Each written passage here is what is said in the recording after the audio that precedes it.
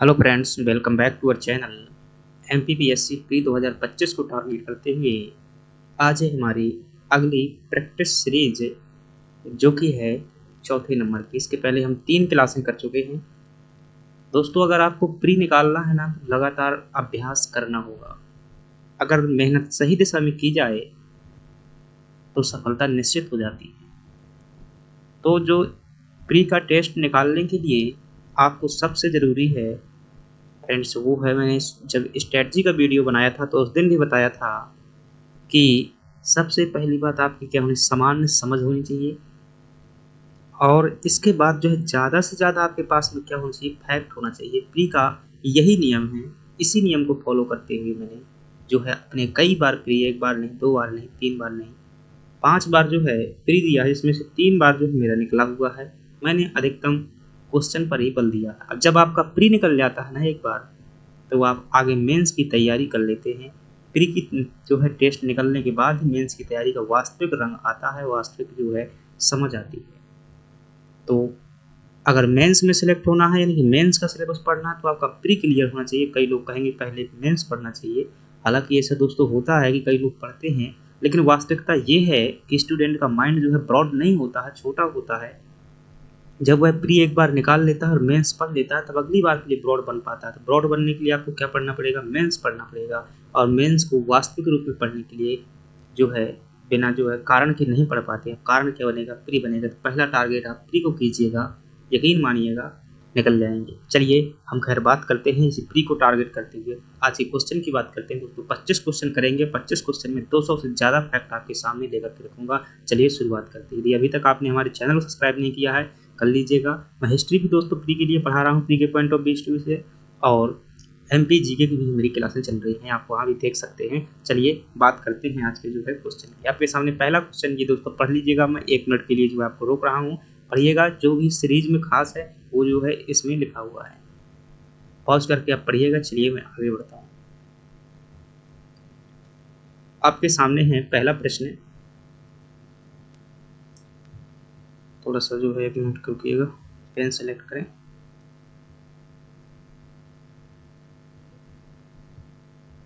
चलिए, भारतीय दर्शन का स्रोत किसे माना जाता है। दोस्तों आप एक क्वेश्चन को ध्यानपूर्वक देखिएगा, मेरा तरीका समझ जाइए, किस प्रकार से मैं पढ़ाता हूँ। प्री के जो है किस प्रकार से फैक्ट जो है अधिक से अधिक कवर करता हूँ। सिर्फ क्वेश्चन बताना मेरा उद्देश्य नहीं है, जबकि जो क्वेश्चन पूछा गया है जिस टॉपिक से, उस टॉपिक को जो है निचोड़ बताना ही मेरा उद्देश्य है। आपसे प्रश्न पूछा गया भारतीय दर्शन का स्रोत किसे कहा जाता है। फ्रेंड्स, आपसे स्रोत पूछे या पूछे कि भारतीय दर्शन का जनक किसे कहते हैं, तब भी आपका जवाब वही होगा। और दोस्तों दर्शन जो भारत में जहाँ से जन्म हुआ है, वो कहाँ से जन्म हुआ है फ्रेंड्स, वो हुआ है आपका उपनिषदों से। कहाँ से हुआ है, उपनिषदों से हुआ है। उपनिषदों को दोस्तों जो है जितने भी फैक्ट उपनिषदों से पूछे जा सकते हैं, मैं एक एक फैक्ट की बात करता हूँ। सबसे पहली बात की जाएगी उपनिषद दोस्तों कितनी संख्या है, तो यकीन मानिए, मतलब ध्यान रखिएगा, आपको जो है 108 संख्या है इनकी। कितनी है, 108 संख्या है। प्रश्न कई बार पूछा जा चुका है, कितनी संख्या है, 108। आपसे पूछ जाए मुक्ति का सिद्धांत क्या है, तो दोस्तों माला जो आपने देखा होगा, माला में जो है एक सैद्धांतिक रूप पर 108 जो होती है, उसमें छोटी छोटी कलिकाएं होती हैं, गुरियां होती हैं। इसलिए उपनिषदों की जो है संख्या मुक्ति का सिद्धांत के तहत 108 काउंट की जाती है। हालांकि उपनिषद जो है वास्तविक रूप में 200 से अधिक बताए जा रहे हैं, लेकिन मुक्ति का सिद्धांत के तहत कितने माने गए हैं, 108। शायद मुक्ति का सिद्धांत का संबंध भी किससे है, उपनिषदों से है। दोस्तों इसमें ध्यान रखिएगा, जो उपनिषद हैं, तो इसमें जो कर्म कांड थे, आपने अगर उपनिषद वाली क्लास नहीं देखी हुई है मेरी हिस्ट्री की, तो जरूर देखिएगा। वहाँ पर बहुत अच्छे से उपनिषद को पढ़ाया हुआ है। हर टॉपिक को जो दोस्तों सिलेबस में दिया हुआ है ना, उसे मैं एक एक करके जितनी भी बातें बन सकती हूँ अलग अलग बता रहा हूँ। मैंने बताया हुआ है प्राचीन भारत का ज्ञान परंपरा, वेदों को अलग पढ़ाया हुआ है, भारतवर्ष को अलग पढ़ाया हुआ है, उपनिषदों को अलग पढ़ाया हुआ है। उसके आगे जो 4 क्लासें हुई हैं नेक्स्ट आगे पढ़ाऊंगा, तो वहाँ पर देखिएगा सभी फैक्ट एक साथ मिल जाएंगे। उपनिषदों की निंदा की गई, मतलब निंदा की गई उपनिषदों में किसकी, कर्म कांड की। और जो भी अनुष्ठान किए जाते हैं उनकी क्या की गई है, निंदा की गई है। और इनमें कहा गया है कि जो है इन कर्म कांडों और यज्ञों के सहारे इस संसार के भव सागर को पार नहीं कर सकते हैं। अगली बात अगर करें, इनका अर्थ क्या होता है दोस्तों, उपनिषद का जो अर्थ होता है, गुरु के समीप बैठना, समीप बैठना। वास्तव में जो है उपनिषद ज्ञान दोस्तों जंगल में गुरु जी के सामने जो है गुरु शिष्य परंपरा को फॉलो किया जाता था, सामने बैठ कर ज्ञान दिया जाता था।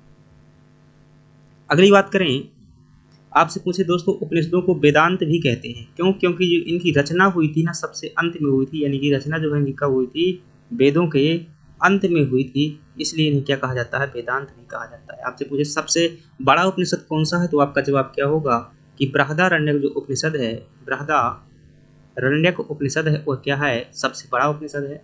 आपसे पूछे सबसे छोटा उपनिषद कौन सा है, तो आपका जवाब होगा कि जो मांडूक्य उपनिषद है वो क्या है? सबसे छोटा उपनिषद है। आपसे पूछे सबसे प्राचीन उपनिषद कौन सा है, तो फ्रेंड्स आपका जवाब क्या होगा? छांदोग्य उपनिषद जो है सबसे प्राचीन उपनिषद है। इसी प्रकार से दोस्तों हम क्या करते हैं, जो है हर क्वेश्चन में जो है कुछ ना कुछ फैक्ट देखते हैं। चलिए अगले प्रश्न की बात करते हैं। अगला प्रश्न है फ्रेंड्स, यम नचिकेता संवाद का वर्णन किस उपनिषद में देखने को मिल जाता है? दोस्तों अगर आपने क्लास देखी हुई है तो मुझे लगता है बताने की आवश्यकता नहीं है, बहुत डिटेल्स वहाँ पर पूरी कहानी बताई थी, यहाँ नहीं बताऊंगा। तो यम कौन है? यमराज है। नचिकेता कौन है? एक बालक है जो जीवन मृत्यु के संबंध में प्रश्न पूछे गए थे, वही क्या है? यम नचिकेता संवाद है। और इसका वर्णन दोस्तों हमें किसमें मिल जाता है? कठोपनिषद में देखने को मिल जाता है। किसमें मिल जाएगा? कठोपनिषद में देखने को मिल जाएगा। फ्रेंड्स ये जो आपका छांदोग्य उपनिषद है, ये छांदोग्य उपनिषद बहुत इंपॉर्टेंट है, इसे याद रखिएगा। ये सबसे क्या है? प्राचीनतम उपनिषद है। इसमें क्या क्या आपको बातें ध्यान रखना है, याद रखिएगा।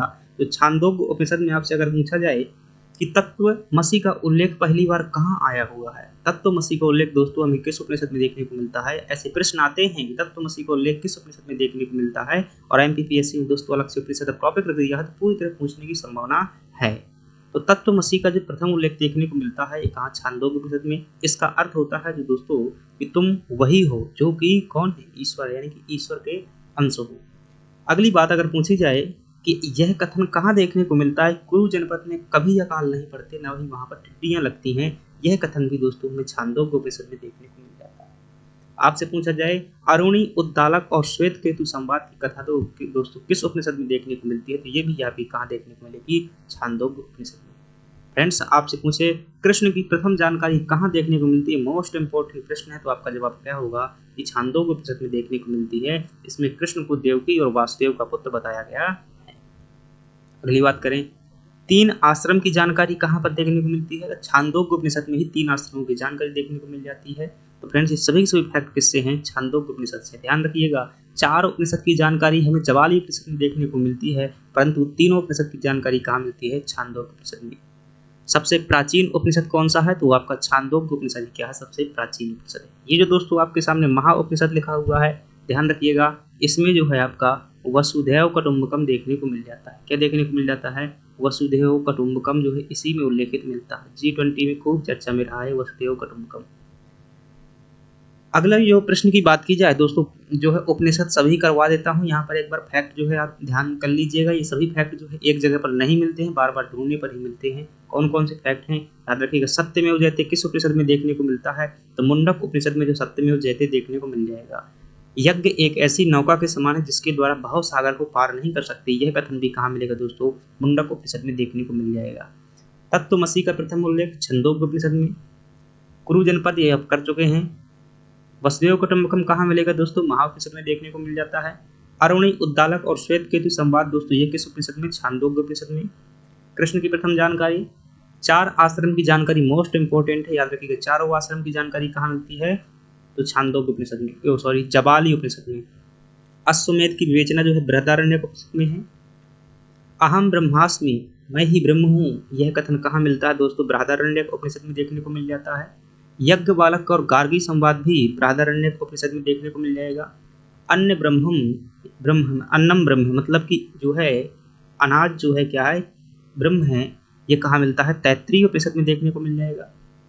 सर्वप्रथम निष्काम कर्म का सिद्धांत मोस्ट इंपोर्टेंट है, ईश उपनिषद में देखने को मिल जाता है। सर्वप्रथम निष्काम कर्म का सिद्धांत बाद में गीता में आता है। ये जो है दोस्तों उपनिषद से जुड़े हुए सभी फैक्ट थे, आपने देखे।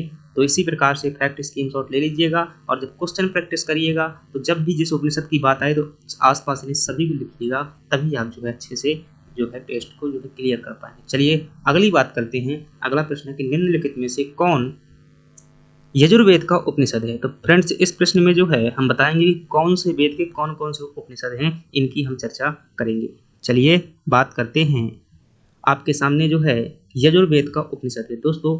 ऐतरेय उपनिषद किसका है? ये आपका ऋग्वेद का है। कौशिकी भी ऋग्वेद का है, मुंडक उपनिषद ये अथर्ववेद का है। तो आपका सही जवाब क्या होगा दोस्तों, यजुर्वेद का जो है कौन सा उपनिषद है? तो फ्रेंड्स यहाँ पर ऑप्शन दिए गए मुझे लगता है सही नहीं है,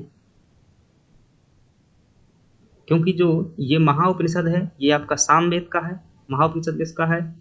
सामवेद का है। ऐत्रेय जो है आपका ऋग्वेद का है। कौशिकी भी आपका किसका है? ऋग्वेद का है।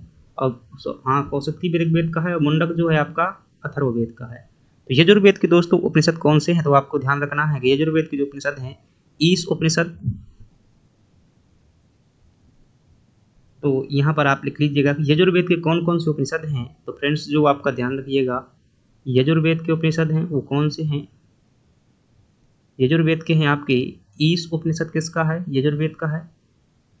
बृहदारण्यक उपनिषद किसका है? ये भी आपका यजुर्वेद का है। आपसे पूछे ईश उपनिषद, और एक उपनिषद है दोस्तों श्वेतास्वर उपनिषद। श्वेतास्वर ये किसके उपनिषद हैं? ये सभी के सभी जो तीनों यजुर्वेद के उपनिषद हैं। आपसे पूछे ऋग्वेद के उपनिषद कौन से हैं?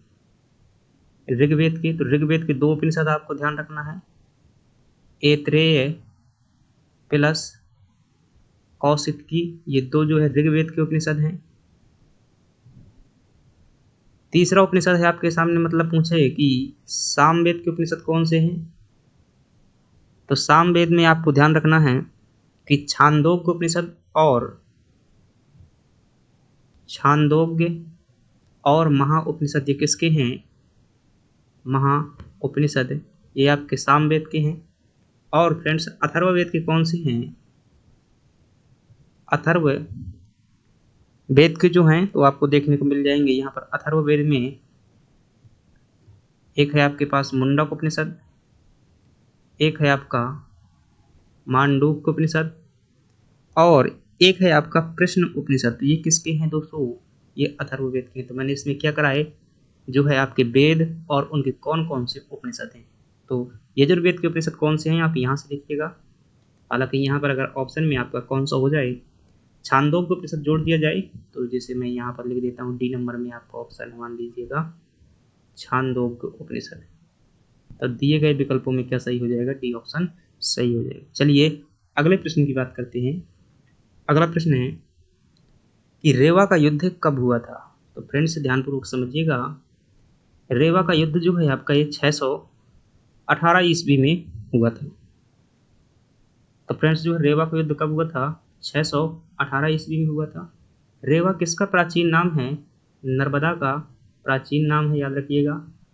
राजा हर्षवर्धन जो उत्तर भारत के सम्राट थे, और जो एक था दक्षिण भारत का शासक जिसका नाम था पुलकेशन द्वितीय। क्या नाम था? पुलकेशन द्वितीय। इन दोनों के मध्य नर्मदा नदी के किनारे जो है 618 में युद्ध हुआ था, उसे क्या कहते हैं? रेवा का युद्ध कहते हैं। इसमें दोस्तों इसकी जानकारी कहाँ से देखने को मिलती है? तो हमें ऐहोल अभिलेख से जो है इसकी जानकारी मिल जाएगी। चलिए मध्य प्रदेश में से जुड़ी हुई कुछ और घटनाएं देखते हैं। आपसे पूछा जाए राजा भोज की मृत्यु कब हुई थी? तो दोस्तों राजा भोज जो है आपका 1018 से लेकर के 1055 तक का इनका जो है समय रहता है। तो 1055 में इनकी क्या हो जाएगी? मृत्यु हो जाएगी। आपसे पूछा जाए बघेल राजवंश की स्थापना कब हुई थी? तो फ्रेंड्स ये हुई थी आपकी 1236 में, और किसने की थी? भीमल देव द्वारा की गई थी। भीमल देव द्वारा जो है इनकी स्थापना की गई थी। आपसे पूछा जाए खिलजी का मालवा पर आक्रमण कब हुआ था? तो फ्रेंड्स ये जो है आपका 1292 में खिलजियों द्वारा जो है मालवा पर आक्रमण किया गया था। इस समय परमार वंश के शासक महलक देव हुआ करते थे। एन उल मुल्क मुल्तानी द्वारा सेनापति हुआ करता था।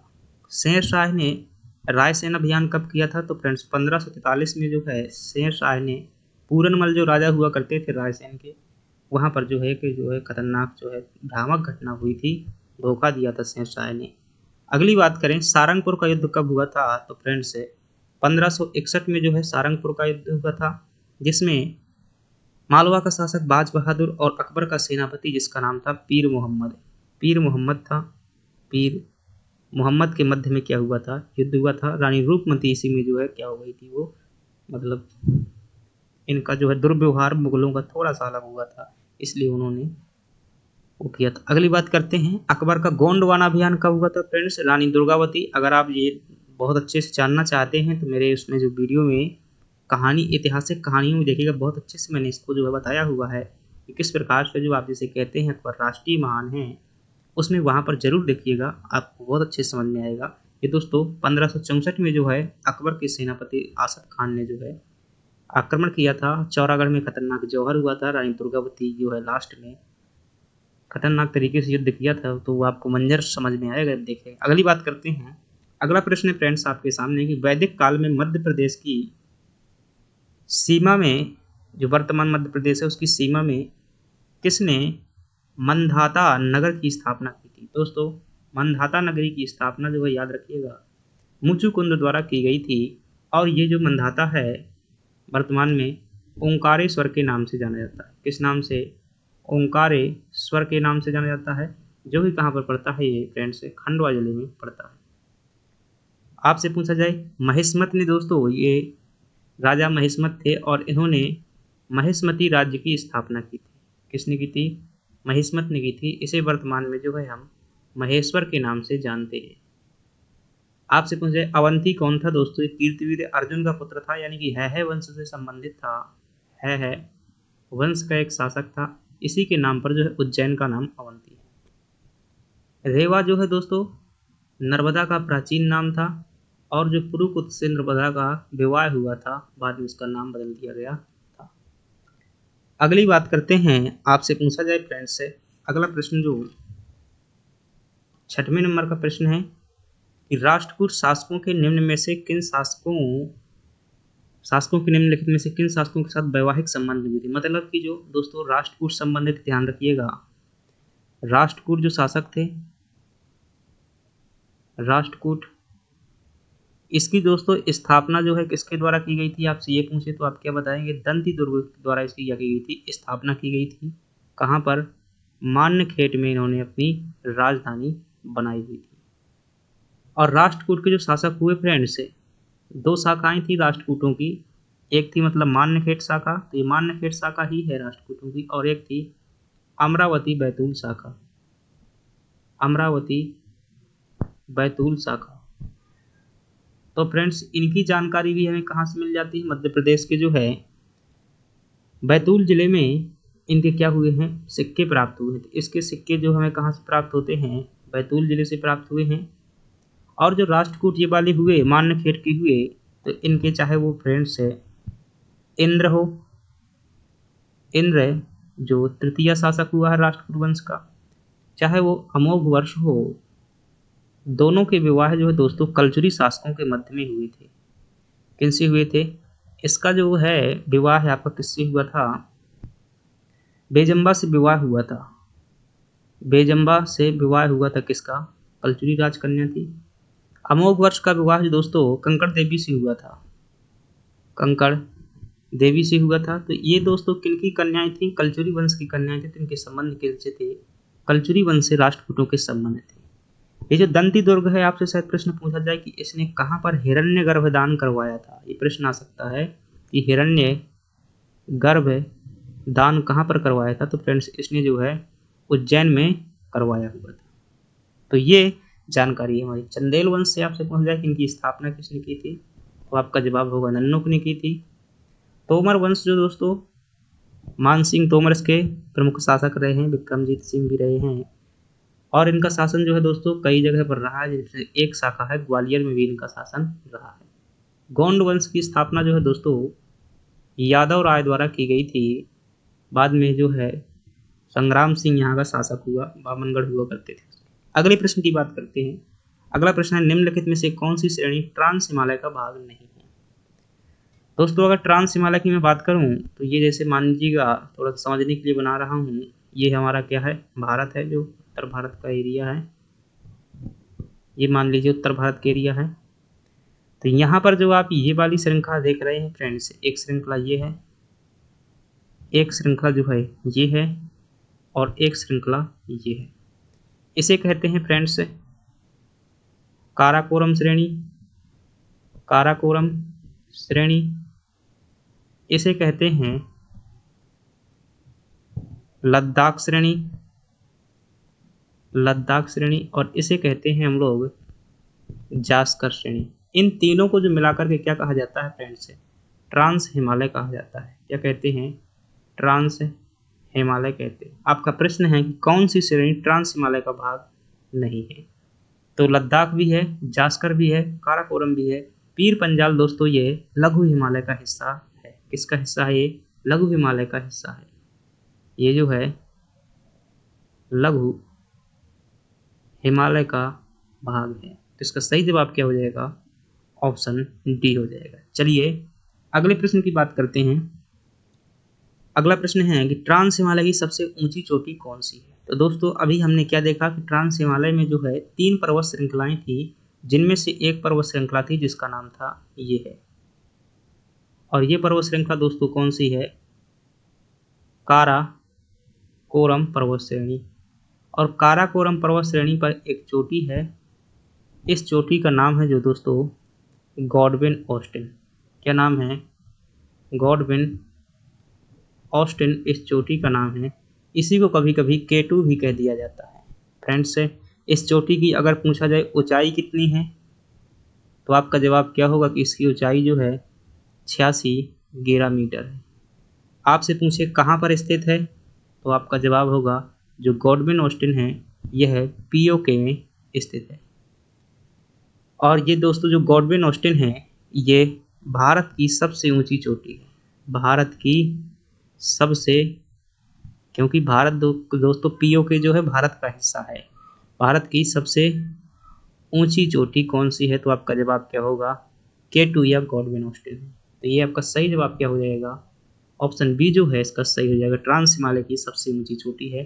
किस पर्वत श्रेणी पर स्थित है? काराकोरम पर्वत श्रेणी पर स्थित है। कितनी ऊंचाई है, कहाँ से, सभी बातें करें। माउंट जो दोस्तों आपकी राकापोसी है, ये लद्दाख पर्वत श्रेणी की सबसे ऊंची चोटी है। किसकी है? लद्दाख पर्वत की, जो लद्दाख श्रेणी है उसकी ऊंची चोटी है। और यह दुनिया की सर्वाधिक तीव्र ढाल वाली चोटी है। आप याद रखिए सर्वाधिक तीव्र ढाल वाली चोटी कौन सी है? राकापोसी। माउंट एवरेस्ट जो है फ्रेंड्स ये महान हिमालय की सर्वोच्च चोटी है। किसकी है? महान हिमालय की सर्वोच्च चोटी है। और यह कहाँ पर स्थित है? नेपाल में स्थित है। और 8848 जो है इसकी ऊंचाई है। चलिए अगले प्रश्न की बात करते हैं। ये जो फ्रेंड्स है सारामती है, ये नागा पहाड़ी की सबसे ऊंची चोटी है। नागालैंड में स्थित है। कहाँ स्थित है? नागालैंड में स्थित है। अगले प्रश्न की बात करते हैं। और अगला प्रश्न है कि सियाचिन ग्लेशियर किस पर्वत श्रेणी पर स्थित है? तो फ्रेंड्स ध्यानपूर्वक समझिएगा, एक फैक्ट के साथ में 20 फैक्ट बता दूंगा। बहुत अच्छे कॉन्सेप्ट आपके क्लियर हो जाएंगे। ये आप देख पा रहे हैं ये एक पर्वत श्रेणी है फ्रेंड्स। और इस पर्वत का जो नाम है आपका क्या नाम है? याद रखिएगा इसका नाम है क्या लिख रहा है हिंदी में? काराकोरम पर्वत श्रेणी। काराकोरम पर्वत श्रेणी है ये, ठीक है। ट्रांस हिमालय का हिस्सा है। और इस ये जो आपकी काराकोरम पर्वत श्रेणी है, इस पर्वत श्रेणी पर जो है आपको क्या मिलेगा? यूँ मान लीजिए वैसे भाई बर्फ तो वैसे होती सफ़ेद होती है, लेकिन आप मानिएगा यहाँ पर एक जो है क्या है ये स्थित है। इसका ये है आपका क्या? सियाचिन ग्लेशियर है। ये क्या है आपका? ये है दोस्तों ध्यान रखिएगा, ये जो आप सियाचिन ग्लेशियर देख रहे हैं वो कौन है? ये है। तो किस पर्वत श्रेणी पर स्थित है आपका? तो आप क्या बताएंगे कि काराकोरम श्रेणी पर स्थित। तो इसका जवाब तो आपको मिल गया, लेकिन यहीं तक सीमित नहीं है बात। सियाचिन जो दोस्तों ग्लेशियर है, याद रखिएगा ये जो है सबसे ऊंचा युद्ध स्थल है। पूरी दुनिया का जो है सबसे ऊंचा युद्ध स्थल है। यहाँ से फ्रेंड्स एक नदी निकलती है इस प्रकार से, इस प्रकार से, इस प्रकार से। इस नदी का नाम क्या है? नुब्रा नदी है। क्या नाम है? नुब्रा नदी। और नुब्रा नदी दोस्तों आगे चल करके घाटी का निर्माण करती है। इसे क्या कहते हैं? नुब्रा घाटी कहते हैं। और ये घाटी कहाँ पर बनती है? याद रखिएगा यह घाटी जो है आपकी लद्दाख में बनती है। ये प्रश्न UPSC का है कि नुब्रा घाटी सियाचिन ग्लेशियर के उत्तर में स्थित है। ये कथन दिया हुआ था, तो आप समझ गए ना कि कहाँ पर स्थित है? दक्षिण में स्थित है। और लद्दाख में जो है नुब्रा घाटी का निर्माण करता है। एक इस प्रकार से यहीं से नदी निकल करके आती है दोस्तों, इसका नाम है सियोक नदी। क्या नाम है फ्रेंड्स? सियोक नदी जो है इसका नाम। एक नदी जो फ्रेंड्स यहाँ से निकल करके आती है जो कि सियोक की सहायक नदी है, और इस नदी का नाम है फ्रेंड्स गलवान नदी। क्या नाम है? गलवान नदी। और ये जो यहाँ पर एक छोटा सा किनारा देख रहे हैं, तो यहीं पर दोस्तों जो आसपास का क्षेत्र है इसे क्या कहते हैं? गलवान घाटी कहते हैं। क्या कहते हैं? गलवान घाटी। ये जो आप मैंने रेड कलर का क्षेत्र बताया है ये है नीमू ब्लॉक। क्या है? नीमू ब्लॉक। और ये नीमू ब्लॉक क्या है दोस्तों? एक भारत के सैनिकों का एक क्या है? सैन्य अड्डा है।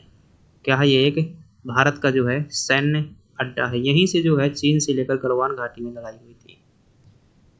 फ्रेंड्स जो ये आपका ग्लेशियर है जिसका नाम है सियाचिन ग्लेशियर, ये पाकिस्तान ने हड़प लिया था, इसलिए हमने 1900 जो है 84 में एक ऑपरेशन चलाया जिसका नाम था ऑपरेशन मेघदूत। ऑपरेशन मेघदूत में दोस्तों जो है हमने क्या किया? पाक से क्या किया? हमने इसे वापस प्राप्त किया। इतनी जानकारी आपको दी। चलिए अगले प्रश्न की बात करते हैं। यदि आपको क्लास पसंद आ रही हो दोस्तों लाइक सब्सक्राइब जरूर कर दीजिएगा और जुड़िएगा। करिए तो करिए भाई, ना करिए कोई दिक्कत नहीं है, लेकिन इसका लाभ लीजिएगा भाई। कई लोग जो है पैसों में बेचते हैं, ऐप्स में पढ़ा करके करते हैं, लेकिन हमसे बनता है फ्री में, तो आप पढ़िए ना, क्योंकि हम कोचिंग वाले नहीं हैं। चलिए अगली बात करते हैं। बोरी घाटी अभ्यारण्य किस वन उत्पाद के लिए जाना जाता है? तो फ्रेंड्स जो आपका बोरी घाटी अभ्यारण्य है, ये पहली बात आप समझिएगा कहाँ पर स्थित है दोस्तों? तो बोरी घाटी अभ्यारण्य जो है होशंगाबाद में स्थित है। होशंगाबाद जिसे नर्मदापुरम भी कहा जाता है। और यहाँ पर जो दोस्तों सब घाटी में बहुत ज़्यादा सागौन के वृक्ष पाए जाते हैं। क्या हो जाएगा इसका सही जवाब आपका? कि यह सागौन के लिए जाना जाता है।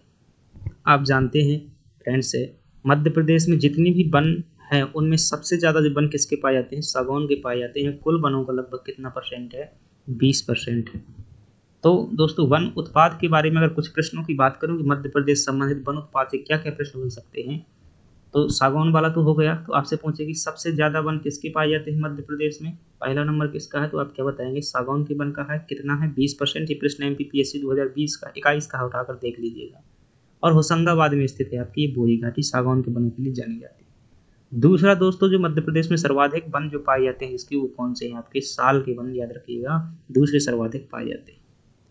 आपसे फ्रेंड्स जो बांस को लेकर के प्रश्न पूछा जाता है, सर्वाधिक बांस मध्य प्रदेश में कहाँ पाए जाते हैं? तो आपका जवाब क्या होगा? कि बालाघाट में जो है मध्य प्रदेश में सर्वाधिक बांस पाए जाते हैं। एक बात और, यदि आपको PDF चाहिए हो तो कमेंट बॉक्स में बता दीजिएगा, आपको PDF भेज दिया जाएगा। मैं अभी जो है कोई मांगता नहीं है भाई, तो भी चलती भी कम है क्लास, इसलिए मैं जरूर नहीं समझता, भेजता नहीं, क्योंकि थोड़ा सा करना पड़ता है यहाँ से स्कीम्स और बना करके PDF बाद में बनाना पड़ता है। तो यदि आपको ज़रूरत महसूस हो तो मैं भेज दूंगा, बताना पड़ेगा। लेकिन बांस के बारे में फ्रेंड्स पहला स्थान किसका है? बालाघाट में सर्वाधिक बांस निकलता है। दूसरी बात आप समझिएगा कि जो बांस है दोस्तों इसका 1973 में राष्ट्रीयकरण किया गया था। आपसे पूछे बांस का राष्ट्रीयकरण कब किया गया था? शायद इस बार प्रश्न भी आया हुआ था। 1973 में जो है बांस का राष्ट्रीयकरण किया गया था। फ्रेंड्स तेंदुपत्ता को लेकर कई बार प्रश्न आ जाता है कि तेंदुपत्ता में जो दोस्तों मध्य प्रदेश में क्या है इसका? पहली बात समझिएगा, प्रथम स्थान है। मध्य प्रदेश जो है दोस्तों पूरे भारत में सर्वाधिक तेंदुपत्ता कहाँ निकलता है? मध्य प्रदेश में निकलता है। और जो मध्य प्रदेश में कौन सा जिला है? तो आप समझिएगा कि जो सागर है और जबलपुर जिला है, यहाँ पर जो है तेंदुपत्ता की प्रधानता है। ये जो तेंदुपत्ता है इनका उपयोग हम किस लिए करते हैं? बीड़ी उद्योग में करते हैं। और तेंदुपत्ता का दोस्तों जब हमने राष्ट्रीयकरण किया था तो कब किया था? 1964 में किया था। अगली अगर आपसे बात पूछी जाए जो कुछ वन उत्पाद, एक भिलाला है भाई, भिलाला ये लिखा तो हुआ है यहाँ पर। तो भिलाला के बारे में आप थोड़ी समझिएगा। क्या आपकी लाइट पार आ जा रही है? भिलाला जो है फ्रेंड्स ये क्या है? इसका उपयोग किया जाता है स्याही बनाने में। क्या किया जाता है? इसका उपयोग जो है स्याही उद्योग में किया जाता है। और इसका जो दोस्तों स्याही उद्योग का कारखाना आपको कहाँ देखने को मिल जाएगा? जो स्याही उद्योग का कारखाना है कहाँ मिलेगा आपको? छिंदवाड़ा में जो है देखने को मिल जाएगा। छिंदवाड़ा में देखने को मिल जाएगा। महुआ, महुआ से दोस्तों इससे क्या बनती है आप जानते होंगे, अगर गांव वाले हैं, मैं तो बहुत अच्छे से जानता हूँ यार। इससे क्या बनती है? कच्ची शराब बनती है। क्या बनती है? कच्ची शराब बनती है। और ये जो कच्ची शराब है फ्रेंड्स याद रखिएगा, इसे जो है हेरिटेज शराब का मध्य प्रदेश ने दर्जा दिया है। भाई साहब खूब बनाओ इसकी शराब, हेरिटेज शराब का दर्जा दे दिया है मध्य प्रदेश सरकार ने। इतनी बातें आपको क्या ध्यान रखना है? मध्य प्रदेश में दोस्तों वन उत्पाद को लेकर के ध्यान रखना है। चलिए अगले प्रश्न की बात करते हैं। अगला प्रश्न है मध्य प्रदेश में बांस का राष्ट्रीयकरण कब किया गया था? अभी ही चर्चा की थी। फ्रेंड्स आपसे पूछा जाए कि जो है मध्य प्रदेश, पहली बात यहाँ पर देखिएगा, सभी में बता दूंगा राष्ट्रीयकरण कि वनों का राष्ट्रीयकरण करने वाला प्रथम राज्य कौन सा है? वनों का राष्ट्रीयकरण करने वाला जो प्रथम राज्य फ्रेंड्स पूरे देश में, वो कौन है? एमपी। पहला फैक्ट ये ध्यान रखेंगे। दूसरा फैक्ट आपसे पूछे कि जो राष्ट्रीयकरण हुए हैं दोस्तों, 1964 में राष्ट्रीयकरण हुआ था मध्य प्रदेश में। सबसे पहले किसका हुआ था? तेंदुपत्ता का हुआ था। दूसरी बात आपको ध्यान रखना है कि जो 1969 में हमने जो राष्ट्रीयकरण किया था, तो गोंद और हर्रा का राष्ट्रीयकरण कब किया था?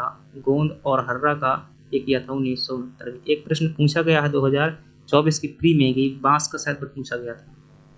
आपसे पूछे कि 1973 में दोस्तों हमने किसका राष्ट्रीयकरण किया था, तो आप याद रखेंगे कि जो बांस है, बांस का और जो सलई है, इन दो का राष्ट्रीयकरण कब किया था हमने? 1973 में किया था। और 1975 में जो है फ्रेंड्स से ध्यान रखिएगा, साल के वनों का राष्ट्रीयकरण किया गया था।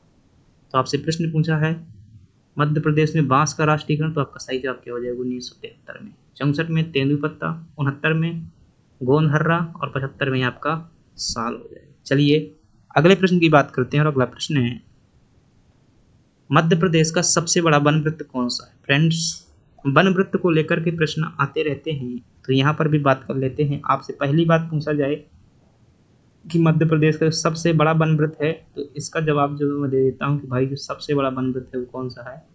खंडवा जो है सबसे बड़ा वन वृत्त है। लेकिन आपसे पूछे कि मध्य प्रदेश में कुल कितने वन वृत्त हैं, तो आपका जवाब क्या होगा? मध्य प्रदेश में कुल 16 वन वृत्त है। सबसे बड़ा हो गया। तो आपसे पूछे कि सबसे छोटा वन वृत्त कौन सा है, तो फ्रेंड्स जो होशंगाबाद वन वृत्त है वो क्या है? सबसे छोटा है। छोटा तो है भाई, याद रखिएगा। लेकिन सर्वाधिक राजस्व किस वन वृत्त से प्राप्त होता है, तो आप क्या बताएंगे कि जो सर्वाधिक राजस्व आता है वो होशंगाबाद, सर्वाधिक राजस्व जो आता है वो कौन से आता है? होशंगाबाद वन वृत्त से आता है। आपसे यदि पूछा जाए कि न्यूनतम राजस्व कहाँ से आता है, तो आपका जवाब क्या होगा? न्यूनतम राजस्व दोस्तों छतरपुर से जो है आपका क्या आता है? न्यूनतम राजस्व जो है छतरपुर से आता है। तो फ्रेंड्स ऐसे प्रश्न ध्यान रखना है। सबसे बड़ा वन वृत्त क्या हो जाएगा आपका? खंडवा हो जाएगा। सबसे छोटा क्या हो जाएगा? होशंगाबाद हो जाएगा। सर्वाधिक राजस्व कहाँ से आता है? होशंगाबाद से। न्यूनतम राजस्व कहाँ से आता है? छतरपुर से। कुल वन वृत्त कितने हैं? 16 है। चलिए अगले प्रश्न की बात करते हैं। और अगला प्रश्न है हमारे पास में कि भारत में सस्टेनेबल डेवलपमेंट गोल सूचकांक किसके द्वारा जारी किया जाता है? तो फ्रेंड्स इसका सिंपल सा जवाब है नीति आयोग द्वारा। लेकिन ध्यानपूर्वक समझिएगा, मैं बहुत से बड़े बड़े कॉन्सेप्ट बता रहा हूँ। फ्रेंड्स दुनिया ने जो है प्रकृति का क्या किया? खूब उपभोग किया, कच्चा खाया। अब प्रकृति जो है वापस जवाब देने लगी, तो मानव का जीवन संकट में आ गया। तो फिर दुनिया के जो बड़े बड़े देश हैं वो निकल करके आए और कहा कि भाई लोग सभी मिल करके क्या करते हैं? इस प्रकृति को बचाते हैं, वरना किसी दिन हमें ये खा जाएगी। तो इसे बचाने के लिए फ्रेंड्स 1972 में पहली बार एक सम्मेलन का गठन किया गया, जिसे स्टॉकहोम सम्मेलन कहते हैं। वहाँ पर सम्मेलन हुआ, कई देश जो है करने लगे। भाई साहब की लाइट जा रही है हमारी, चली गई तो लैपटॉप ऑटोमेटिक बंद हो जाएगा। कोई कमेंट भी ये नहीं कहेगा कि क्लास नहीं करवाई। तो सस्टेनेबल डेवलपमेंट जो गोल है दोस्तों, ये एक आयोग का गठन किया गया जिसका नाम था ब्रिटलैंड आयोग। क्या नाम था? ब्रिटलैंड आयोग। फ्रेंड्स इसका गठन जो किया गया था 1983 में किया गया था। ग्रो हरलैम ब्रिटलैंड नाम के एक नॉर्वे के प्रधानमंत्री हुआ करते थे, उनकी अध्यक्षता में आयोग बना था, उसी के नाम पर है। इस आयोग ने दोस्तों अपनी रिपोर्ट सौंपी कब? 1987 में अपनी रिपोर्ट दी। और इस रिपोर्ट का नाम था फ्रेंड्स आवर कॉमन फ्यूचर। क्या नाम था? Our common future. और इसी रिपोर्ट में पहली बार किसकी आई थी दोस्तों? प्रथम बार इसमें सतत विकास को परिभाषित किया गया था। सतत विकास की अवधारणा दी गई थी कि क्या है सतत विकास। तो अब इसको कितनी प्रगति की हुई है किन देशों ने, इसके लिए दोस्तों सूचकांक जारी होने लगे। चूंकि भारत में भी इसके लिए सूचकांक जारी किया गया। इस जो नीति आयोग के द्वारा सूचकांक को जारी किया गया। नीति आयोग ने प्रथम बार जो है सूचकांक जारी किया था वो 2018 में जारी किया था। फ्रेंड्स तीसरी बार यह सूचकांक जो है 2021 में जारी किया। यही 2021 वाला जो है करंट अफेयर है।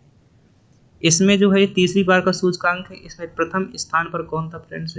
केरल जो है प्रथम स्थान पर था, यानी कि एसडीजी सूचकांक इंडिया में। और मध्य प्रदेश हमारा कौन से स्थान पर था? तो मध्य प्रदेश जो है आपका 17वें स्थान पर था। इतनी बातें आपको कम से कम जो है किसके बारे में ध्यान आनी चाहिए जब सतत विकास की बात हो। ये जो आपका हरित न्यायाधिकरण है फ्रेंड्स, इसकी स्थापना जो है 2010 में की गई थी। ये एक प्रकार का पर्यावरण न्यायालय है। एक बार एमपीपीएससी ने जो है इसका पूरा नाम पूछ लिया, इस प्रकार से लिखा हुआ था एनजीटी, नेशनल ग्रीन ट्रिब्यूनल, राष्ट्रीय हरित न्यायाधिकरण, इसका पूरा नाम आ चुका है। 2018 का पेपर उठाकर देखिएगा। अगले प्रश्न की चर्चा करते हैं और अगला प्रश्न है सार्क का मुख्यालय कहाँ पर स्थित है? फ्रेंड्स सार्क जो है क्या है? संगठन है। तो सार्क की बात की जाए तो दक्षिण जो एशियाई मतलब जो दक्षिण एशिया के देश हैं उनका क्या है? एक ये सहयोग संगठन है, क्षेत्रीय संगठन है। और इसकी दोस्तों स्थापना की बात की जाए, इसकी स्थापना कब हुई थी? तो आप क्या बताएंगे कि 1985 में जो है इसकी स्थापना हुई थी। और इसका हेडक्वार्टर कहाँ पर है? तो आप बताएंगे कि इसका हेडक्वार्टर जो है नेपाल की राजधानी काठमांडू में जो है इसका हेडक्वार्टर है। इसमें कुल मिलाकर के दोस्तों 7 सदस्य हैं। और अगर बात की जाए सार्क के बारे में और कुछ बात करूँ तो एक इसने कानून लाया हुआ था, ध्यान रखिएगा, साप्टा नाम का एक जो है मतलब समझौता था, 2006 में लाया था कि जो भी सदस्य राष्ट्र हैं उनके मध्य में क्या होगा? आपका निःशुल्क व्यापार करेंगे। प्रश्न क्या पूछा गया है? सार्क का मुख्यालय कहाँ पर है? तो आपका जवाब क्या होगा? काठमांडू में जो है इसका मुख्यालय। एशियन डेवलपमेंट बैंक है जो उसका मुख्यालय है आपका, जो आपका एशियन डेवलपमेंट बैंक है उसका मुख्यालय कहाँ पर है? फिलीपींस की राजधानी मनीला में है। ये दोस्तों आपका आसियान नाम का एक संगठन है, उसका मुख्यालय आपको कहाँ पर मिल जाएगा? जो है जाकार्ता इंडोनेशिया में उसका मुख्यालय मिल जाएगा। दिल्ली में तो नहीं, गुरुग्राम में आपका अंतर्राष्ट्रीय सोलर अलायंस का मुख्यालय। चलिए अगला प्रश्न की बात करते हैं और अगला प्रश्न है मध्य प्रदेश के कौन से राज्यपाल संविधान सभा के सदस्य नहीं रहे? फ्रेंड्स मध्य प्रदेश के ऐसे राज्यपाल जो क्या रहे हैं? संविधान सभा के सदस्य रहे हैं। ऐसे कितने राज्यपाल हैं? 5 राज्यपाल हैं। कितने राज्यपाल हैं? ऐसे कुल 5 राज्यपाल हैं जो क्या रहे हैं? संविधान सभा के सदस्य रहे हैं। अगर वो 5 के नाम आपको पता चल जाए तो कैसा भी प्रश्न आता रहे आप बता देंगे। तो कौन कौन से हैं आपको ध्यान रखना है। सीतारामैया, जो पट्टभी सीतारामैया जी थे, सीतारामैया हो गए पहले। दूसरे नंबर है हरि विनायक पाटस्कर। और तीसरे नंबर पर हैं सत्यनारायण सिन्हा, ये हो जाएंगे। और चौथे नंबर के जो राज्यपाल होंगे सीएम पुनाचा। और 5वें नंबर के जो राज्यपाल होंगे फ्रेंड्स वो हैं आपके केसी रेड्डी। तो ये 5 वो राज्यपाल हैं जो भारतीय संविधान सभा के भी सदस्य रहे हैं और मध्य प्रदेश के राज्यपाल भी रहे। इन्हें कैसे याद रख पाओगे? तो थोड़ा सा जो अगर आपने क्लास देखी हुई है पिछली वाली तो आपको आसानी से पता होगा, नहीं पता है बता देता हूँ। जो भगवान श्री राम का विवाह हुआ था तो पहले सीता जी जो है मान लीजिए कि भाई जो है सीता जी पहले नहीं मानती थी विवाह के लिए। सीता जो क्या हो गई, सीता हरि से मिलने के लिए क्या हुई? हरि से मतलब पहले उन्होंने क्या जाना? सत्य को जाना। जब उन्हें सत्य पता नहीं था कि भाई ये भगवान है स्वयं, तो सीता ने क्या किया? सत्य को जाना और हरि मतलब भगवान हरि से मिलने के लिए क्या हुई? पुनः रेडी हो गई। तो सीता से हो जाएगा पट्टभी सीतारामैया, सत्य से हो जाएगा सत्यनारायण सिन्हा, हरि विनायक पाटस्कर, पुनः से पुनाचा और केसी रेड्डी से हो जाएगा आपका रेड्डी। तो ये 5 नाम आप इस प्रकार से ध्यान रख सकते हैं। मेरा तरीका है, अच्छा लगा हो तो आप कर लीजिएगा, ना लगा हो तो भाई अपना तरीका अपना लीजिएगा। तो मध्य प्रदेश के कौन से राज्यपाल संविधान सभा के सदस्य नहीं रहे हैं? तो हरि विनायक पाटस्कर भी रहे हैं, रेड्डी भी रहे हैं, सत्यनारायण भी रहे हैं, लेकिन के.एम. चांडी जो है इसकी राज्यपाल नहीं रहे। के.एम. चांडी आप याद रखेंगे कि जब भोपाल गैस त्रासदी हुई थी, क्या हुई थी? भोपाल गैस त्रासदी, उस समय पर ये क्या थे? राज्यपाल थे, यानी कि 1983 में ये राज्यपाल थे। चलिए अगले प्रश्न की बात करते हैं और अगला प्रश्न है प्रस्तावना में कितने प्रकार के न्याय उल्लिखित हैं? फ्रेंड्स जब भारतीय संविधान की अगर प्रस्तावना की बात की जाए प्रस्तावना में कितने प्रकार के न्याय हैं? तो दोस्तों याद रखिएगा कि जो भारतीय संविधान की प्रस्तावना है उसमें मैं कुछ बातें लिख रहा हूँ, आपको रट लेनी। आपसे पूछे इसमें भारत शब्द का प्रयोग कितनी बार आया हुआ है, तो आप क्या बताएंगे कि सर भारत शब्द का प्रयोग जो है 2 बार आया हुआ है। आपसे पूछे प्रस्तावना में कितने प्रकार की स्वतंत्रता दी गई है, क्या स्वतंत्रता, तो आप क्या बताएंगे 5 प्रकार की स्वतंत्रता दी गई है। आपसे पूछे कितने प्रकार के प्रस्तावना में जो है न्याय दिए गए हैं, तो आप क्या बताएंगे 3 प्रकार के दिए गए हैं। आपसे पूछे कितने प्रकार की जो है समता दी गई है प्रस्तावना यानी कि समानता, तो आप क्या बताएंगे 2 प्रकार की। आपसे पूछे प्रस्तावना के अनुसार संविधान को लागू करने की तिथि क्या है, तो आप क्या बताएंगे 26 नवंबर 1949 है।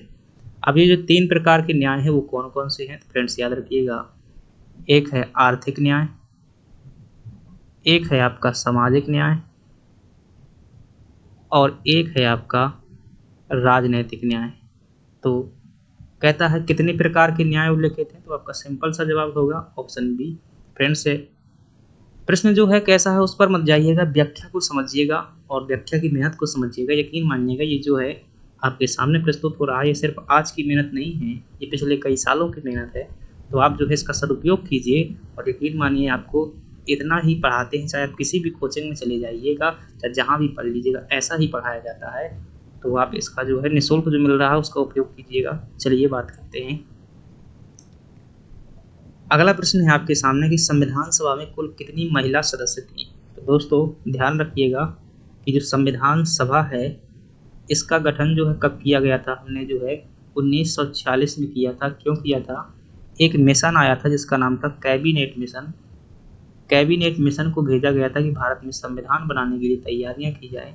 इसने भारत में घूमा और देखा, तो उसने क्या देखा कि संविधान सभा बनाने के लिए प्रस्ताव दिया और देखा कि उस समय पर भारत में जो है 39 करोड़ जनसंख्या है।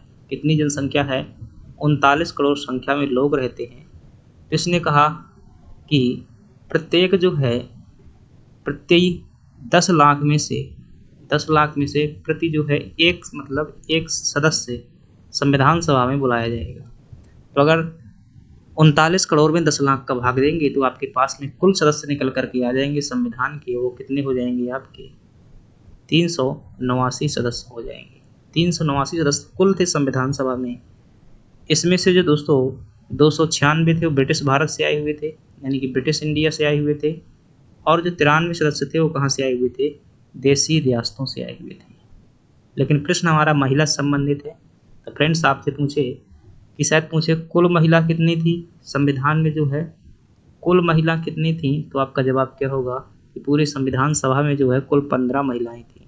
लेकिन आपसे पूछे प्रथम बैठक में कितनी महिलाएं थी, तो आपका जवाब क्या होगा फ्रेंड्स कि प्रथम बैठक में 10 महिलाएं थी। प्रश्न आ चुका है एमपीपीएस से ये वाला। आपसे पूछे कि जो 15 महिलाएं थी दोस्तों, इनमें से 14 महिलाएं जो है क्या हुई थी, चुनी गई थी, मतलब निर्वाचित हुई थी। लेकिन एक महिला ऐसी थी जो देसी रियासत से आई हुई थी, एक देसी रियासत से, और वो कहाँ से आई हुई थी, केरल से आई हुई थी। उनका नाम क्या था आपका, एनी मसेकर जो है उनका नाम था, एनी मसेकर। तो आपका सही जवाब क्या हो जाएगा, कुल कितनी महिलाएं थी, यहाँ पर कुल पूछा है तो आपका जवाब क्या होगा, कुल 15 महिलाएं थी। चलिए अगले प्रश्न की बात करते हैं और अगला प्रश्न है कि राष्ट्रीय स्वास्थ्य नीति 2017 के तहत क्षय रोग तो बोले तो यानी कि तपेदिक टीबी जो 2017 के तहत है, क्षय रोग में 85% तक कमी लाने का लक्ष्य कब तक का है। तो फ्रेंड्स जो नेशनल हेल्थ पॉलिसी 2017 की है, इसके बारे में कुछ बातें ध्यान रखिएगा। एनटीपीएससी प्री की यूनिट 7 वहाँ पर लिखा हुआ है स्वास्थ्य नीति और स्वास्थ्य कार्यक्रम। तो आप क्या ध्यान रखेंगे, ध्यान रखिएगा कि जो ये जो स्वास्थ्य नीति है, सबसे पहली बात तीसरी स्वास्थ्य नीति है, कैसी है, तीसरे नंबर की है, और यह नवीनतम भी है क्योंकि इसके बाद जो है कोई भी स्वास्थ्य नीति नहीं लाई गई। इसे जो है फ्रेंड्स 15 मार्च 2017 को लागू किया गया था। कब लागू किया गया था, 15 मार्च 2017 को लागू किया गया था। इसमें लक्ष्य रखा गया था फ्रेंड्स, क्या लक्ष्य रखा गया था कि 2025 तक हम इतना काम करेंगे, कितना काम करेंगे, इतने लक्ष्य प्राप्त कर लेंगे। पहला लक्ष्य क्या प्राप्त करेंगे, हम क्षय रोग का लक्ष्य प्राप्त करेंगे, यानी कि टीबी का। और क्या था वो लक्ष्य कि कि 2025 तक जो है हम 85% जो है टीबी के रोग में हम क्या कर देंगे, अपने देश में कमी कर देंगे। दूसरा लक्ष्य इन्होंने रखा था कि जो टीका लगाया जाता है 1 साल तक के बच्चों को जो टीका लगाने की बात है वो हम 90% कंप्लीट कर देंगे। जो मतलब 1 साल तक के मानो जितने भी बच्चे हैं उनमें से 90% बच्चे क्या हो जाएंगे 2025 तक टीकाकृत होंगे। अगला इसमें लक्ष्य जो है रखा गया था फ्रेंड्स कि जो आपकी क्या है भाई, टोटल फर्टिलिटी रेट यानी कि कुल प्रजनन दर जितनी भी है वो कितनी होनी चाहिए, 2.1 होना चाहिए। मतलब कि एक पति होता है, एक पत्नी होता है, तो उनकी जो अगली संतान हो यानी कि उनके जितने भी बच्चे हो कितने हो, 2.1 हो। तो कई लोग कहेंगे कि भाई 2.1 कैसे हो सकते हैं, 2 लड़के बच्चे तो हो सकते हैं, ठीक है, मान लीजिए एक लड़का हो गया एक लड़की हो गई, तो 2.1 कैसे होंगे। तो इसका मतलब ये है कि जैसे 10-20 लोग हैं तो 20 लोग में से 2-4 लोगों के हो जाएं 3 बच्चे और बाकी के 2 के 2 होने चाहिए, मतलब माता पिता 2 के 2 होने चाहिए। यही क्या है, 2.1। और जो इसमें लक्ष्य रखा गया था जीवन प्रत्याशा को लेकर के फ्रेंड्स लक्ष्य रखा गया था जीवन प्रत्याशा के लिए। और जीवन प्रत्याशा कितनी बताई गई थी कि जो है हम 2025 तक भारत की जीवन प्रत्याशा कितनी कर देंगे, 70 वर्ष। मतलब कि व्यक्ति अब 70 वर्ष का होगा 2025 के बाद। क्या प्रश्न पूछा गया है कि 85% तक टीबी के पेशेंट कम करने के लिए, मतलब ये कब तक का है, 2025 तक का है। तो क्या आपको समझ में आ रहा है? चलिए आगे बात करते हैं। कमेंट बॉक्स में ज़रूर बता दीजिएगा क्योंकि थोड़ा सा पता नहीं चलता भाई कैसी टेक्नोलॉजी है, कैसा क्या है, कैसी क्वालिटी है, कैसी वॉइस है, ये सभी चीज़ें जो है आप एक बार बता देंगे कि अच्छा है बुरा है तो निस्बे के ऊपर कह दीजिएगा भाई, मैं सुधार कर लूँगा। मिशन इंद्रधनुष किससे संबंधित है, ये प्रश्न है हमारा। तो मिशन इंद्रधनुष की फ्रेंड्स बात करेंगे तो सिंपल सी बात है, ये आपको किससे संबंधित है, टीकाकरण से संबंधित है। भारत में दोस्तों कोई भी टीका नहीं लगवा रहा था, बहुत डर रहे थे लोग कि क्या है वैक्सीन, अभी भी गाँव में चले जाओ तो नहीं लगवाते और डरते हैं। तो इसे लोकप्रिय बनाने के लिए और टीकाकरण को गति प्रदान करने के लिए मिशन इंद्रधनुष लाया गया था। इसमें घर घर में जाकर के प्यार से जो आपके पहले यहाँ पर आती रही होंगी मैडम, तो वो जो है पकड़ के पोलियो वोलियो पिलवाती रही, हम भी नहीं पीते थे उस जमाने में, भाग जाते थे। तो ये मिशन जो इंद्रधनुष है ये किस लिए लाया गया था, टीकाकरण कवरेज को बढ़ाने के लिए। और कब लाया गया था फ्रेंड्स, ये 25 दिसंबर 2014 को जो है से लाया गया था। इसमें जो है फ्रेंड्स 7 प्रकार के टीका दिए जाते हैं। कितने प्रकार के, 7 प्रकार के जो है टीका दिए जाते। भारत में जो टीकाकरण कार्यक्रम है वो 1979 में शायद प्रारंभ हुआ था, बाद में से जो है बूस्ट करने के लिए ये कार्यक्रम लाया गया था। अगले प्रश्न की बात करते हैं। अगला प्रश्न है कि मानव शरीर की सबसे बड़ी कोशिका कौन सी है। तो कोशिका को लेकर के दोस्तों प्रश्न आता है, तो यहाँ पर चलिए चर्चा कर लेते हैं। कोई प्रश्न आए आपकी बात जो है गलत नहीं होगा। तो आपसे पूछे फ्रेंड्स की जो कोशिका को लेकर के हम चर्चा कर रहे हैं इसकी, आपसे पूछे कि कोशिका की खोज किसने की। उत्तर तो मैं भाई बता देता हूँ पहले, आप जो है इस बात को टेंशन में, लेकिन इसकी व्याख्या सबसे ज़्यादा महत्वपूर्ण है। कोई भी प्रश्न हो उत्तर तो भाई ठीक नॉर्मल है, कोई बता देता है, लेकिन इसकी व्याख्या जो उससे जुड़ी हुई एक साथ फैक्ट मिल रहे हैं ये महत्वपूर्ण, इसे ध्यान से सुनिएगा। या हो सके तो आप लिखने की याद डालिए भाई, पीएससी की तैयारी करें। बड़ी कोशिका, तो यहाँ पर सब जवाब हो जाएगा आपका अंडाणु कोशिका जो होती है सबसे बड़ी कोशिका है, ओवम सेल। आपसे पूछे कोशिका की खोज किसने की थी, तो आपका जवाब क्या होगा, रॉबर्ट हुक द्वारा जो है कोशिका की खोज की गई थी। आपसे पूछे फ्रेंड्स से कि कोशिका का जो है सिद्धांत किसके द्वारा दिया गया था, तो आपका जवाब क्या होगा कि जो सिलीडन और प्लस स्वान नाम के 2 वैज्ञानिक थे उनको द्वारा सिद्धांत दिया गया था। आपसे पूछे सबसे बड़ी कोशिका कौन सी है, तो 2 चीज़ें यहाँ ध्यान रखिएगा। शायद पूछे मानव में सबसे बड़ी कोशिका कौन सी है, तो आपका जवाब होगा कि जो अंडाणु कोशिका होती है वो सबसे बड़ी है। शायद पूछे पूरे पृथ्वी पर सबसे बड़ी कोशिका कौन सी है, मतलब कि जीवों में भाई जीवों में हाथी भी आ जाता है ना, सबको ही आ जाता है ना। तो जीवों की सबसे बड़ी जो कोशिका होती है वो क्या होती है, शुतुरमुर्ग का वो जो अंडा होता है शुतुरमुर्ग की होती है, शुतुरमुर्ग की।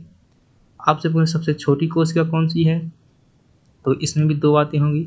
यदि पूछे कि मानव में सबसे छोटी कोशिका कौन सी है, तो आपका होगा शुक्राणु कोशिका जो है मानव में सबसे छोटी कोशिका होती है। आपसे पूछे कि इस पूरे दुनिया भर में मतलब जितने भी जीव हैं उन सब में यानी कि जीवों की सबसे छोटी कोशिका कौन सी है, तो आपका जवाब क्या होगा, ये माइकोप्लाज्मा जो एक प्रकार की जीवाणु कोशिका है, ये क्या है, सबसे छोटी कोशिका है पूरे जीवों में। और कोशिका को लेकर के दोस्तों कुछ बातें और जो बहुत महत्वपूर्ण हैं, ये पूछी जाती हैं, तो आप इन्हें भी कहीं ना कहीं जो है आप लिखेंगे। आपसे जो है एक प्रश्न जो है कभी कभी यहाँ पर लेकर के आ जाता है भाई, सबसे अभी लंबी कोशिका नहीं बताई गई। तंत्रिका कोशिका जो है आपकी क्या है, वो सबसे लंबी कोशिका है। मैं यहाँ पर बता देता हूँ, बहुत मोस्ट इम्पोर्टेंट फैक्ट है। आपसे पूछे फ्रेंड्स लीडिंग कोशिकाओं के बारे में, किसके बारे में, लीडिंग सेल के बारे में पूछे। आपसे पूछे सरटोली सेल के बारे में, सरटोली कोशिका के बारे में। आपसे प्रश्न आता है बीटा कोशिका को लेकर के।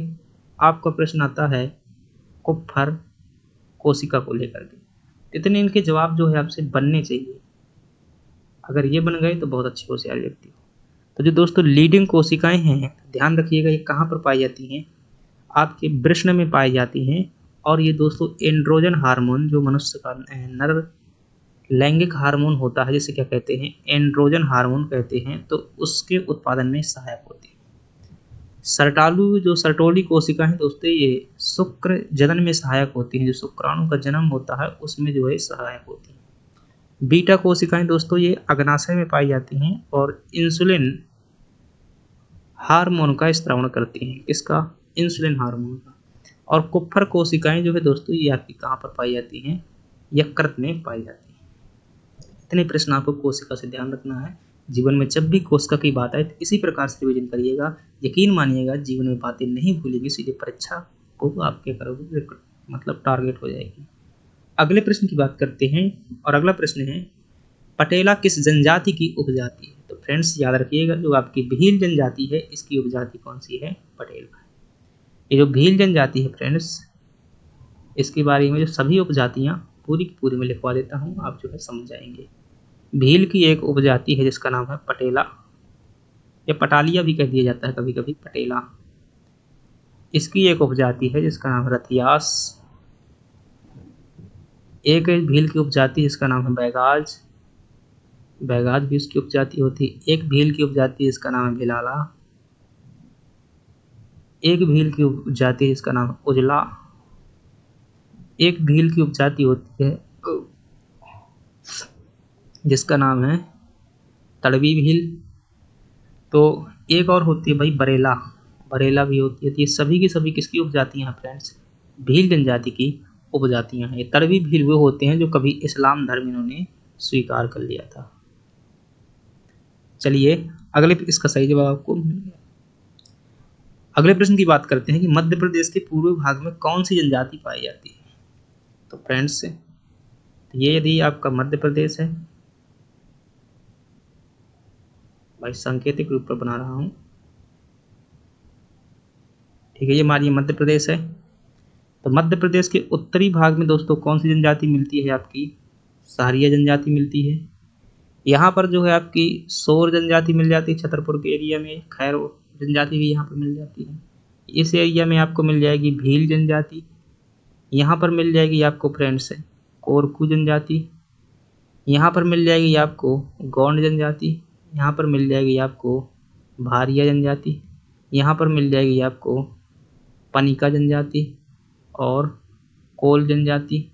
ऐसी जो है जनजाति है। दिए गए ऑप्शन के अनुसार जांच कीजिए। तो भील तो देखो पश्चिम में मिल रही है, तो ये नहीं होगा। सहारिया उत्तर मिल रही है, ये भी नहीं होगा। कोरकू दक्षिण में मिल रही है, ये भी नहीं। तो पनिका आपको क्या हो जाएगा, सही जवाब हो जाएगा। पनिका जो है दोस्तों कबीरपंथी जनजाति है, याद रखिए। इसी प्रकार से आपको पढ़ना है।